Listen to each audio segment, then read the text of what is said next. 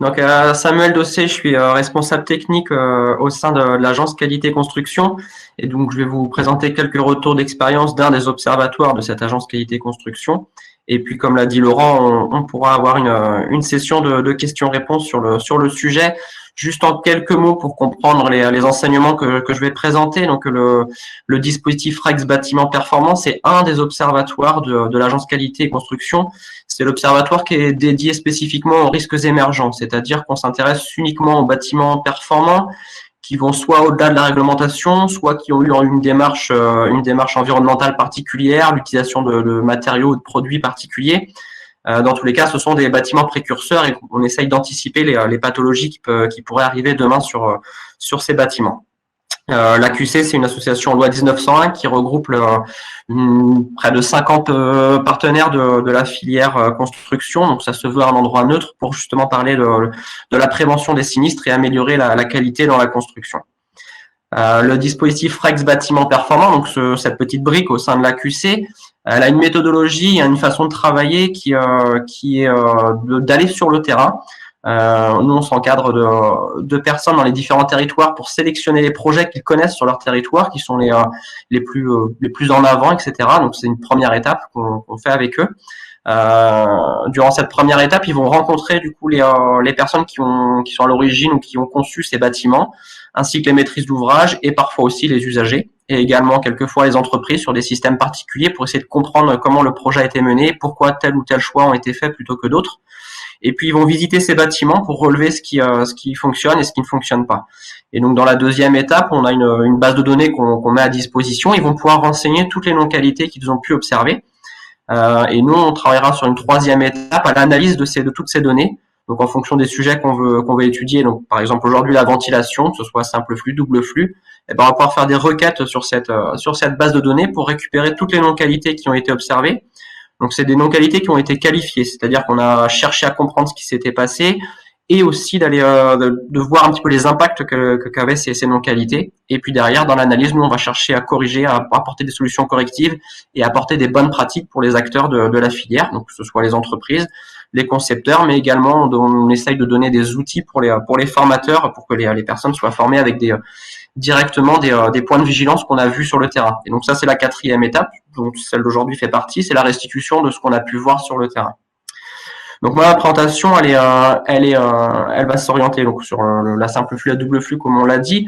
Mais si vous voulez avoir beaucoup plus d'éléments et beaucoup plus large sur d'autres sujets, on a un réceptacle de toutes ces enquêtes qui est la mallette pédagogique du dispositif RexBP. Donc vous avez l'adresse internet sur la présentation www.dispositifrexbp.com. Et si vous voulez tester vos connaissances et puis aussi récupérer d'autres informations, il y a un MOOC qui est en cours aujourd'hui sur la plateforme MOOC Bâtiment Durable. Donc c'est un MOOC uniquement sur la rénovation et dans ce MOOC il y a une brique ventilation. Donc vous pouvez faire soit la brique ventilation si vous le souhaitez, mais on va le voir dans les non-qualités. Et Laurent l'a très bien dit aussi tout à l'heure, il y a beaucoup d'interactions et d'interfaces avec la ventilation, avec les autres corps de métier. Donc c'est toujours intéressant de pouvoir travailler sur les métiers qui gravitent autour de la ventilation. Et ce MOOC, il est fait de telle sorte que quand on travaille sur une brique, on voit tout de suite quelles autres briques sont liées à mon poste de ventilation.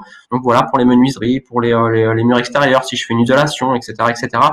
Donc voilà, les interfaces sont vraiment mises en avant, donc vous pourrez naviguer facilement sur ce MOOC sans forcément chercher à avoir une certification ou quoi que ce soit. Donc ma présentation, les premiers enseignements que je vais vous présenter, ils sont issus d'un rapport thématique donc qui s'appelle la ventilation simple flux en rénovation. Donc comme je vous le disais, ça fait partie d'un travail d'analyse auquel Laurent a travaillé, où on avait des enquêteurs qui sont allés sur le terrain voir des bâtiments et on a travaillé sur tous les retours d'expérience concernant la ventilation simple flux en rénovation. Un premier enseignement du coup qu'on souhaitait vous partager, c'est celui qui est d'assurer la présence d'entrée d'air dans le logement. Donc, quand on parlait tout à l'heure de diagnostic, ça en fait partie. Dans mon bâtiment, dans le diagnostic, quand on parle ventilation, on va avoir la question de savoir si oui ou non les menuiseries vont être changées. Et en fonction de la réponse, on va soit, si ce sont des nouvelles menuiseries, en prescription, s'assurer qu'on a les entrées d'air qui sont bien présentes si on est sur de la simple flux et qu'elles soient bien absentes si on est en double flux, puisqu'on a vu qu'il ne faut pas d'entrée d'air dans les menuiseries si on est sur une ventilation double flux. Donc ça, c'est un premier enseignement qu'on a choisi de mettre en exergue puisqu'il a été assez récurrent sur les opérations visitées dans la base de données. Donc là, la photo, elle illustre simplement une rénovation où les menuiseries ont été changées et on n'a pas ces entrées d'air qui auraient dû être présentes dans une pièce de vie. Un autre exemple dans le même tips, là elles sont présentes, mais elles ont été faites de manière un petit peu anarchique. Donc elles ont été faites à la main, à la perceuse, alors qu'il y a un dimensionnement à respecter. Et donc en termes d'impact sur ces non-qualités, bon là on a juste l'entrée d'air, mais on n'a pas le percement derrière. Il n'y a pas d'entrée d'air non plus. Les impacts sur ces non-qualités qui ont pu être observées, bah, c'est forcément un risque sur la qualité de l'air intérieur puisqu'il n'y a pas d'entrée d'air, donc le renouvellement de l'air il va être très faible puisqu'on est sur une rénovation, comme l'a dit Laurent tout à l'heure, on a un bâtiment qui est plus étanche. Enfin, en tout cas, c'est la volonté d'un point de vue énergétique, on cherche à avoir un bâtiment plus isolé et plus étanche, mais en contrepartie une ventilation efficace. Là, on l'a pas, donc forcément, on a la qualité de l'air intérieur qui est remise en jeu, avec tout ce que cela implique, donc un excès d'humidité, des risques de développement de moisissures, notamment près des points froids, etc. Et puis on peut aussi avoir des inconforts acoustiques, notamment le cas de la mortaise que j'ai présenté tout à l'heure, qui a été percée à la main, où on n'a pas un dimensionnement suffisant alors qu'on a une extraction qui est présente. Donc un passage de l'air dans un dimensionnement trop faible va pouvoir créer des sifflements et avoir des conséquences acoustiques aussi sur l'opération. Les solutions correctives dans ces cas, soit donc on a une absence ou une malfaçon, on va dire, des entrées d'air, c'est de démonter les menuiseries et puis de créer ces mortaises avec du matériel adapté, puisque c'est surtout sur le deuxième exemple, c'est une question de matériel qui n'est pas adapté pour le faire. On peut avoir aussi du matériel adapté pour créer les ouvertures dans les coffres de volets roulants si c'est le choix qui a été fait. Et dans ce cadre-là, d'entrée d'air dans les coffres de volets roulants, on va veiller à ce que même en mode volet roulant complètement enroulé, complètement ouvert, le passage d'air soit toujours présent, puisqu'on peut avoir aussi c'est un peu plus rare, mais on a eu quelques cas où les passages d'air n'étaient plus présents une fois que le volet roulant est complètement enroulé. En fait, on était très proche de l'entrée d'air. Voilà sur cette partie-là. Donc là, un exemple de bonne pratique. Ça, c'est des éléments que vous pouvez retrouver aussi au niveau des documents du CEREMA sur des dimensionnements standards en fonction du dimensionnement et du système qui est mis en place. Voilà, donc hop là, je suis passé trop vite. Des bonnes pratiques à retenir de manière générale, donc c'est de s'assurer la présence de mortaises pré-percées en usine quand on change une menuiserie, ou si on la change pas, c'est qu'on amène un nouveau système de ventilation, voir l'adéquation entre les entrées d'air et ce système de ventilation. Et on parle de la phase diagnostique et on va parler aussi de la phase autocontrôle qui est un petit peu la phase finale où ça permet vraiment de relever on peut passer parfois à côté de certaines choses en suivant une procédure d'autocontrôle assez rigoureuse. Voilà, il existe des protocoles comme le protocole Promévent qui permettent de checker un petit peu tout le cheminement de l'air et notamment les entrées d'air pour voir si on les a bien prises en compte dans l'opération. Un autre enseignement sur ces entrées d'air qui est un cas un petit peu particulier mais qu'on a beaucoup retrouvé aussi sur les rénovations, notamment parce qu'en rénovation on a pas mal d'opérations d'aménagement des combles et donc du coup on va avoir des fenêtres de toit dans des pièces de vie qui sont censées avoir des entrées d'air puisqu'on est sur un système simple flux. Et là sur les opérations qu'on a pu voir, c'est qu'on n'a pas de module spécifique d'entrée d'air. C'est-à-dire que les personnes ont considéré, soit les professionnels ou les usagers considèrent que le clapet de ventilation de la fenêtre de toit, elle sert d'entrée d'air, alors que ce n'est pas sa fonction, puisqu'on n'a pas de contrôle sur le débit sur cette entrée d'air. Donc là, elle est en position ouverte, donc on peut avoir une petite aération, mais en tout cas, on n'assure pas les débits qui sont demandés. Autre cas de figure et encore très courant aussi, c'est que ce clapet d'air, il est fermé. Donc là, clairement, on n'a aucune entrée d'air, aucun renouvellement d'air possible dans ces pièces de vie. Donc les impacts, encore une fois, c'est qu'on n'a pas l'entrée d'air au sens de l'arrêté de 82, donc qui doit être continu. Et donc encore une fois, on aura un impact sur la qualité de l'air intérieur. Alors c'est vrai qu'en plus ces fenêtres de toit très souvent ce sont dans des chambres, donc ça veut dire un taux de CO2 par exemple en fin de nuit qui va être très élevé. Les solutions correctives, donc c'est d'ajouter des entrées d'air qui sont spécifiques aux fenêtres de toit. Ça, c'est peut-être méconnu, mais ça existe. Il y a des modules, vous allez le voir là dans l'exemple de bonne pratique qui va suivre. On a des modules spécifiques avec un débit qui est assuré en fonction des modules. Donc on va choisir les modules en fonction du dimensionnement de la pièce où on est.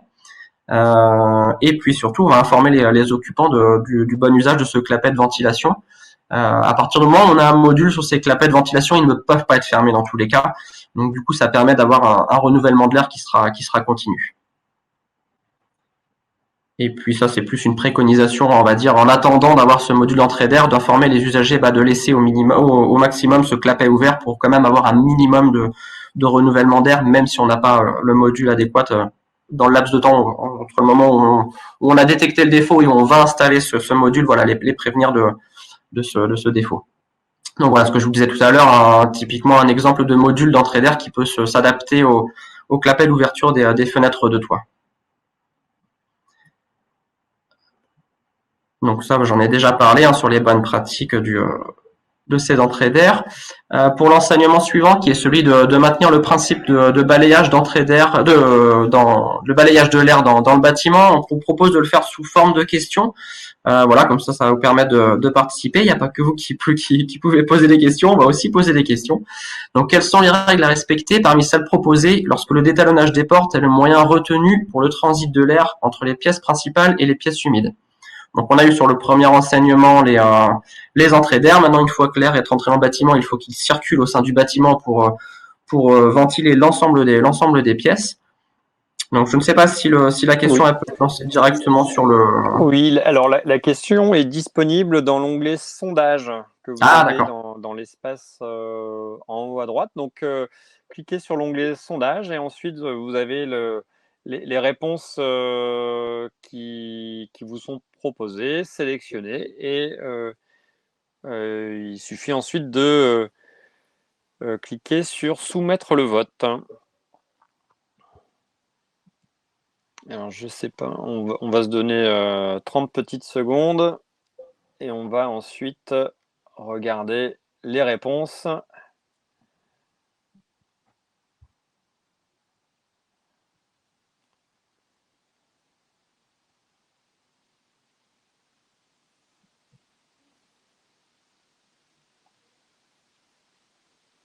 Alors pour info, il y a 2 réponses qui peuvent être bonnes.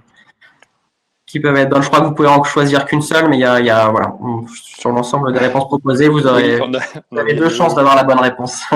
On a oublié de le préciser. Bon, on va pouvoir. Ça vous laisse une chance de plus de réussir. On a les résultats qui s'affichent. Donc Voilà. Samuel, on voit donc la réponse qui arrive en premier, c'est d'étalonner toutes les portes entre les pièces principales et les pièces humides de 1 cm. Alors c'est une bonne réponse, mais c'est pas suffisant pour que ce soit une bonne réponse. Je vais vous afficher les 2 bonnes réponses, donc qui est celle de d'étalonner spécifiquement les portes d'accès unique aux pièces de service équipées d'un appareil à gaz raccordé. Et d'étalonner les portes d'accès unique à la cuisine de 2 cm. Donc oui, la première réponse, d'étalonner toutes les portes entre les pièces principales et les pièces humides de 1 cm, c'est un minimum, mais c'est pas suffisant pour qu'elles soient bonnes, puisque certaines portes devront avoir un passage de transit d'air de 2 cm. Donc celles qui sont notifiées ici, en vert. Donc on avait choisi cet enseignement puisque c'est aussi des non-qualités qu'on a pu observer sur le terrain. Donc voilà, une porte entre une pièce principale et une pièce humide, de manière générale, on a un détalonnage de 1 cm. Si on a une seule porte qui dessert la cuisine, ce sera 2 cm. Et puis aussi spécifiquement les portes d'accès, donc quand on a une pièce de service qui est équipée d'un appareil au gaz. Donc c'est les situations qu'on peut rencontrer. Et donc pourquoi on a choisi cet enseignement? C'est parce que, encore une fois, en rénovation, on a un phénomène qui existe aussi, c'est le renouvellement des sols, renouvellement soit on vient mettre un parquet ou un nouveau sol par-dessus le sol existant, et du coup on a une disparition de la lame d'air qui existait. Et là c'est tout l'enjeu de l'interface et des interactions entre les acteurs et les différents lots, puisqu'en fait sur ce lot, entre la personne qui va s'occuper de la ventilation, donc si on est sur des gros projets, on peut avoir un ventiliste, une personne qui est vraiment spécifiquement dédiée à ce lot ventilation. Sur des projets un peu plus petits, maisons individuelles, etc., ce sera très souvent un autre artisan qui va s'occuper de la ventilation, un électricien, etc., et qui n'aura pas forcément de lien avec le menuisier qui va changer les portes s'il y a changement de porte, et encore moins avec le menuisier qui va peut-être poser un sol, ou même l'usager lui-même qui va se décider de garder ce lot de renouvellement des sols, parce que c'est ce qu'on voit aussi assez régulièrement, des maîtrises d'ouvrage qui conservent le lot sol pour eux. Et du coup, on a un oubli du passage de transit, donc qui n'est plus existant. Donc dans les bonnes pratiques, on en a vu aussi beaucoup sur le terrain. Donc une vérification du passage de transit. Là notamment, on était sur une pièce, sur une cuisine vers des pièces de vie. Donc on a un passage de transit qui était de 2 cm ici. On a une alternative, puisque parfois il peut y avoir un souci une volonté en tout cas d'avoir un travail acoustique entre deux pièces. Donc on a la possibilité d'assurer ce transit d'air s'il se fait pas sous les portes, puisqu'on peut avoir des seuils acoustiques qui se rabattent quand on ferme la porte. On peut le travailler sur des grilles d'entrée d'air qui vont des grilles de transfert d'air, pardon, qui vont être positionnées soit dans les cloisons ou on le voit aussi dans les portes, ça c'est possible, et qui sont traitées acoustiquement, qui permettent justement de se prémunir du bruit. Donc ça, c'est une alternative. Un autre enseignement qui vient dans cet esprit d'entrée d'air, de balayage de l'air. Donc le balayage de l'air, il ne faut pas qu'il soit perturbé par d'autres flux d'air, et notamment en rénovation, par des entrées d'air préexistantes, d'un système de ventilation préexistant. Là, par exemple, c'est un cas où on avait une ventilation, une entrée d'air basse et une entrée d'air haute dans une pièce dans une cuisine. Et du coup, elle n'a pas été bouchée. Donc, on a des nouvelles entrées d'air dans les pièces de vie, comme c'était bien indiqué, bien prescrit. Mais par contre, on n'a pas obturé les anciennes entrées d'air. Et donc, ça va venir perturber le balayage de l'air. Et au lieu que l'air soit bien extrait à l'endroit où il doit être extrait, il y a un flux parasite qui va limiter ou qui va faire en sorte que ce balayage de l'air ne sera pas fait correctement. Donc un autre constat, là, c'était une ancienne gaine qui n'a pas été rebouchée non plus entre une cave et une cuisine. Donc voilà, différents cas. À chaque fois, c'est pas exhaustif. À chaque fois, on a pris un cas pour illustrer de manière générale l'enseignement. Donc les impacts, voilà, c'est ce que je disais tout à l'heure, la perturbation du principe du balayage. Et puis il y a encore une fois une risque pour la qualité de l'air intérieur. Donc les solutions correctives ici, dans ce cas présent, c'est bien sûr d'obturer ces entrées d'air. On le voit ici, il y avait une hotte sur l'extérieur dans cette cuisine. Donc, dans un premier temps, ça a été rebouché par l'extérieur. Il y a eu un petit peu d'isolation de mise. Et puis là, on le voit pas sur la photo, mais il y a toute une procédure qui va être mise en place pour revenir refaire le revêtement intérieur et fermer cet ancien passage d'air.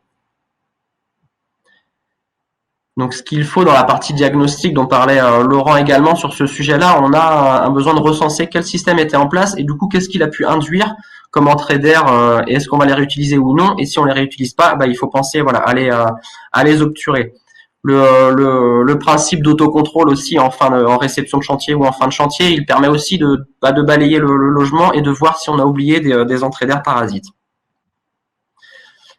Donc ça, on était sur la partie entrée d'air, balayage de l'air, et là on va passer sur la partie plutôt extraction, et notamment ici un enseignement sur la mise en œuvre des gaines souples, puisque c'est encore une fois, ce sont des choses qu'on a beaucoup vues en rénovation, parce que très souvent c'est le moyen le plus, en tout cas dans l'esprit de certains professionnels peut-être, c'est le moyen le plus facile de passer dans des endroits qui vont être un petit peu compliqués, etc.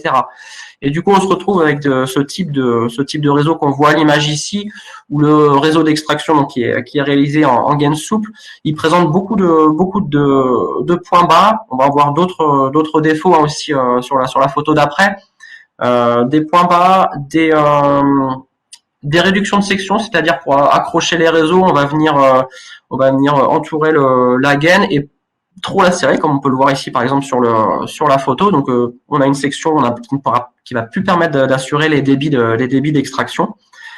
Sur du réseau souple, ça se trouve très facilement, puisque voilà, il suffit de le serrer un tout petit peu et on aura une réduction de section. Alors que si on est sur un réseau de gaine rigide ou semi-rigide, on aura beaucoup plus de difficultés à diminuer, moins de risque en tout cas de diminuer la section de passage. Un autre cas, donc là, j'anticipe un petit peu parce que c'est de la double flux sur cette photo, mais les gaines souples en double flux, on aura le double problème d'avoir et l'extraction et le soufflage qui peut être impacté par ces défauts sur les gaines souples. Donc on voit très bien sur cette photo ici qu'on a à la fois des coups de brusque en sortie de caisson, on a des réductions de section par endroit, on va aussi retrouver des points bas, etc., etc. Donc beaucoup de non-qualité sur les gaines souples, qui ont plusieurs origines. La principale, on va dire, c'est que le temps de mise en œuvre est complètement sous-estimé, ou il n'est pas estimé du tout quand les professionnels viennent installer les gaines de ventilation, et ça demande un temps de mise en place assez important pour bien les mettre en œuvre, et très souvent c'est mis assez rapidement, il n'y a pas le temps de bien mettre en œuvre, donc on retrouve ces coudes et ces points bas. Les impacts qu'on va pouvoir, oui, je n'ai pas parlé de celle-ci encore une fois, là on est plus sur la jonction entre gaines souples, mais j'y reviendrai un petit peu plus tard sur l'étanchéité à l'air, notamment des caissons et du réseau en lui-même. Les impacts donc sur cette partie gaine souple, c'est qu'on va avoir donc des réductions de sections non maîtrisées qui vont ne plus permettre d'avoir les débits d'extraction voulus. Et donc du coup, même si on a un bon dimensionnement des entrées d'air, on n'aura pas le balayage de l'air suffisant pour extraire les polluants dans le bâtiment. Et donc encore une fois, c'est la qualité de l'air intérieur qui va être impactée. On peut avoir aussi des surconsommations électriques liées à la compensation des pertes. On a certains modules qui vont vouloir compenser les pertes, les réductions de charge. Donc du coup, les ventilateurs vont surconsommer pour assurer le débit. Et puis autre point, notamment dans le cadre des points bas qu'on peut retrouver dans les espaces, dans les volumes non chauffés notamment, où on a de l'air qui sera plutôt chaud et humide et qui va circuler dans des gaines, donc qui seront en volume non chauffé, donc dans un environnement plutôt froid, on a un risque de condensation. Et si en plus on a un point bas, on va avoir de l'accumulation de l'eau qui va donner une charge supplémentaire et on va aller jusqu'à l'arrachement même des gaines qui vont être déconnectées du caisson d'extraction ou de la bouche d'extraction à l'extérieur du bâtiment. Donc voilà, ce type de conséquences qu'on peut avoir sur un réseau de gaines souples s'il n'est pas mis en œuvre convenablement. Donc il existe encore une fois, il y a des règles de l'art à respecter sur la mise en œuvre des gaines souples. Ici on a l'exemple pour une simple flux avec des distances entre le caisson d'extraction et les bouches d'extraction à respecter, un nombre de coudes, donc on le voit à 3 coudes à 90 degrés maximum à respecter également. Donc tout ça c'est vraiment dans l'objectif d'assurer les débits, d'assurer un mode de fonctionnement qui soit pérenne dans le temps. Voilà, donc sur les bonnes pratiques pour éviter d'arriver sur ces non-qualités, le premier élément qu'on a envie de citer, c'est de réfléchir à l'emplacement du caisson de ventilation, puisque plus la réflexion elle est poussée en amont et plus on va voir tout de suite s'il y a des problématiques de longueur entre les pièces humides. Laurent en a parlé tout à l'heure, si on a des pièces humides qui sont distantes, fortement distantes, on va pas forcément se diriger vers un système de ventilation centralisé comme celui-ci. Sinon, on va se retrouver avec des longueurs de gaines qui sont pas réglementaires. Donc voilà, l'implantation du groupe est important à anticiper. Encore une fois, à la réception, ça fait partie de la checklist, on va dire, du contrôle de l'installation. Après, voilà, il y a tout un moyen au moment de la prescription, s'il y a des DCE, de bien notifier la manière dont les gaines doivent être mises en place. Et puis en dernier point sur les bonnes pratiques, voilà, privilégier des matériaux étanches à l'air, qualitatifs et assurer qu'ils soient correctement mis en œuvre. Donc on revient voilà, sur ce côté étanche à l'air, puisque si on a une gaine souple qui est déconnectée ou qui est accrochée, etc. Voilà, on peut avoir des défauts d'étanchéité à l'air aussi sur le système. Un autre type d'enseignement qu'on a souhaité mettre en avant sur le rapport 12 enseignements, je ne l'ai peut-être pas dit au début, mais j'en profite de le dire ici. Il est disponible sur le site de la mallette pédagogique du dispositif RexBP. Donc, si vous voulez voir l'ensemble des enseignements en détail, vous pouvez le retrouver. Là, je vais passer assez rapidement, mais ce sont tous les enseignements qui concernent l'installation du caisson d'extraction. Là, on voit par exemple à l'image un défaut, c'est un piquetage qui n'a pas été utilisé, puisqu'il y avait pas il y avait plus de piquetage que de nombre de pièces humides sur le système qui a été mis en place. Donc ces piquetages non utilisés, ils doivent être bouchés avec des dispositifs spécifiques qui sont fournis généralement avec le caisson.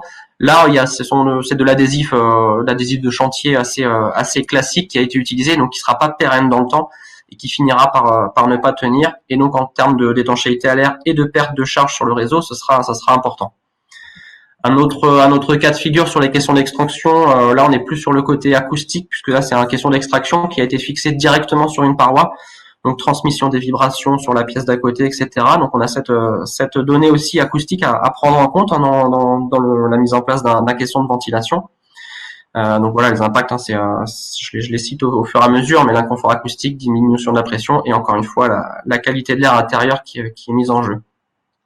Donc juste deux solutions correctives que j'ai déjà aussi énoncées. Le fait de désolidariser le caisson de ventilation, parce que qui dit ventilateur dit forcément des vibrations possibles, donc désolidariser avec des petites cordelettes, des plots anti-vibratiles si ce sont des dispositifs plus conséquents qu'une simple petite un simple caisson d'extraction, un simple flux assez petit en maison individuelle. Et puis d'utiliser les outils adaptés pour reboucher les piquages qui ne sont pas utilisés. Voilà, on voit la petite cordelette là si on est sur une maison individuelle, on voit les petites cordelettes blanches qui permettent de suspendre le dispositif et ne pas transmettre les bruits de vibration. Voilà, sur les bonnes pratiques, vous retrouverez aussi les consignes de mise en œuvre et puis un exemple très. Alors c'est encore sur les questions de ventilation. Alors là, c'est pas un enseignement pas directement sur les questions lui-même, mais sur l'accès aux questions de ventilation, puisque c'est important d'avoir un accès sur ces questions de ventilation pour tout ce qui est question d'entretien, de maintenance. Là ici sur l'exemple de la photo, en fait simplement l'accès. Donc au groupe qui est dans les combles, il est bloqué par une penderie qui a été installée ici. Donc c'est même plus qu'une penderie, parce que c'était dans un dressing assez conséquent. Donc on peut plus avoir accès à la vis qui permettait de fixer la trappe. Donc on peut pas. C'est assez compliqué d'avoir accès aux questions de ventilation. Un autre cas de figure où là la trappe d'accès elle est dans une cage d'escalier. Donc autant dire qu'il faut être bien équipé avec une échelle suffisamment grande et puis surtout c'est assez risqué, on va dire, de mettre une échelle dans un escalier pour aller dans les combles. C'est pas ce qui est le plus commun et le plus aisé. Donc voilà, la réflexion de l'emplacement du caisson et son accès, c'est à prendre en compte aussi dans la conception, puisqu'on voit qu'on a quand même pas mal de non-qualité sur ce sujet sur le terrain. Je passe sur les principaux impacts puisque je les ai déjà nommés. Voilà quelques rappels donc sur le dimensionnement de l'accès, puisqu'il faut pouvoir y accéder assez facilement. Le fait d'avoir un éclairage pour pouvoir faire les opérations de maintenance et puis de contrôle du caisson de ventilation, un éclairage est nécessaire. Et puis là, on revoit là, le système de désolidarisation du caisson avec des cordelettes.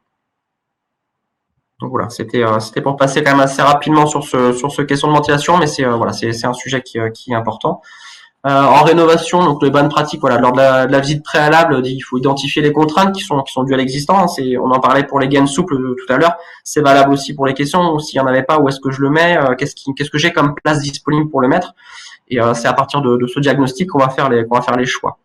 Donc de prévoir la trappe d'accès de moins 50 par 50 cm. De disposer d'un espace suffisant pour pouvoir naviguer autour du caisson pour l'entretien et puis la maintenance. Et puis donc je l'ai dit tout à l'heure sur la question de l'éclairage à proximité du caisson de ventilation. Donc ça c'est quelques-uns des enseignements que vous retrouvez dans le rapport sur la ventilation simple flux en rénovation.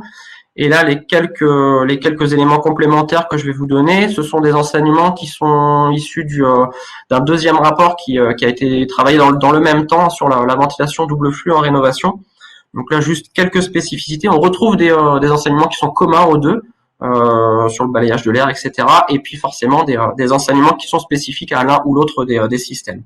Et donc sur le système double flux, forcément, on ne pouvait pas ne pas passer à côté de l'enseignement sur la diffusion de l'air, puisque c'est vraiment ce qui caractérise la ventilation double flux, c'est que on va pas avoir des entrées d'air extérieur, mais c'est de l'air soufflé, préchauffé qui va être mis en circulation. Donc potentiellement des risques d'inconfort, et c'est notamment là que je veux en venir. Sur cette photo, en fait, on voit qu'une partie de la bouche du soufflage a été obturée parce qu'il y avait un inconfort qui était créé par le flux d'air. Et donc ce sont les usagers eux-mêmes qui ont obturé une partie de la bouche de soufflage. Un autre cas de figure où là on le voit pas, mais c'est plus l'aménagement de la pièce qui a été modifié parce qu'il y avait un ressenti. On avait une vitesse d'air qui était mesurée à plus de 1,7 mètres par seconde. Donc je sais pas si ça vous parle, mais en fonction de la température et de la vitesse d'air, il y a un inconfort qui peut être créé assez rapidement. Je crois qu'à partir de 0,3 mètres par seconde, on commence déjà à avoir un ressenti. Donc là, on était largement au-dessus de ces valeurs. Donc tout ça pour dire que voilà, il y a toute une question d'emplacement de la bouche et de contrôle des débits, etc. Là, les impacts principaux donc sont qu'on a une obturation volontaire de l'usager parce qu'il a son confort acoustique ou son confort thermique qui est mis en jeu, mais il pense pas forcément à la qualité de l'air intérieur puisque c'est pas quelque chose qu'il voit et qu'il a en tête forcément. Mais en bouchant une bouche de soufflage, il va forcément jouer sur les débits. On n'aura pas le renouvellement d'air encore une fois voulu. Et donc encore tout ce qui concerne les risques sur la qualité de l'air intérieur, les polluants, le CO2, etc. sera encore présent. Donc les solutions correctives, ça va vraiment dépendre de la source de l'inconfort, on va dire. Si c'est simplement des ailettes d'une bouche de soufflage qui sont mal orientées, on va retravailler sur l'orientation pour ne pas créer d'inconfort. Si ce sont des débits, on va aller vérifier les débits l'équilibrage du réseau. Peut-être qu'il y a eu un manquement de ce côté-là et qu'on a trop de débit d'air sur une bouche et moins une autre, etc. Donc on va revoir le système d'équilibrage des débits. Un exemple de bonne pratique ici qui a été mis en œuvre suite à cette non-qualité pour ne plus avoir cette diffusion d'air qui était en l'occurrence là dans un bureau qui était un flux d'air direct sur la personne à son bureau.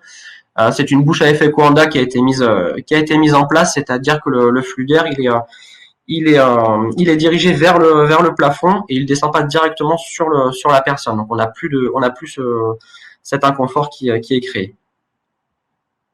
D'autres bonnes pratiques, donc c'est bien sûr de réaliser une étude détaillée de diffusion de l'air. Donc ça concerne peut-être plus des projets assez conséquents, on va dire en bureau tertiaire, ou alors vraiment des projets très conséquents où on va pouvoir utiliser des outils numériques qui existent pour modéliser les flux d'air, et on va voir assez rapidement si déjà de 1 je balaye bien l'ensemble de mes pièces correctement, si je crée pas d'inconfort avec des températures d'air à un endroit donné et des vitesses d'air trop importantes. On va pouvoir chercher à limiter les vitesses de soufflage dans des zones d'occupation.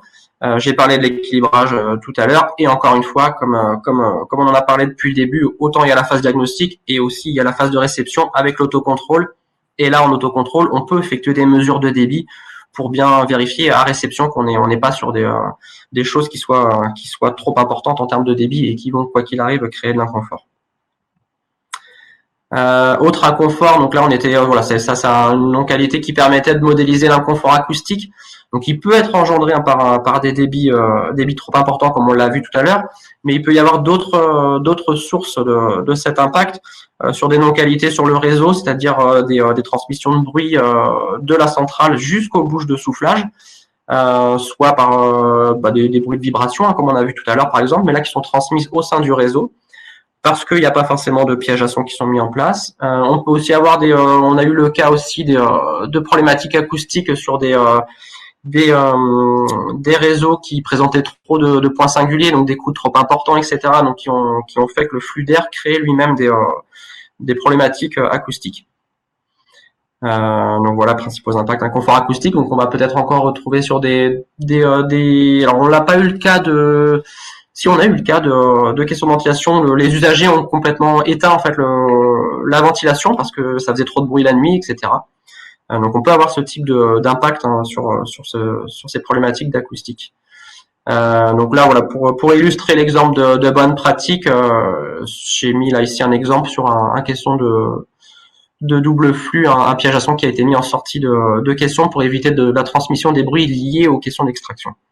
Donc voilà, toutes ces problématiques de soufflage qu'on ne retrouve pas forcément sur la simple flux puisqu'on n'a pas ce dispositif de soufflage. Sur la double flux, voilà, c'était quelques enseignements pour illustrer cette problématique. Donc voilà, les bonnes pratiques, je l'ai dit au fur et à mesure, mais vont prendre en compte l'acoustique de la conception.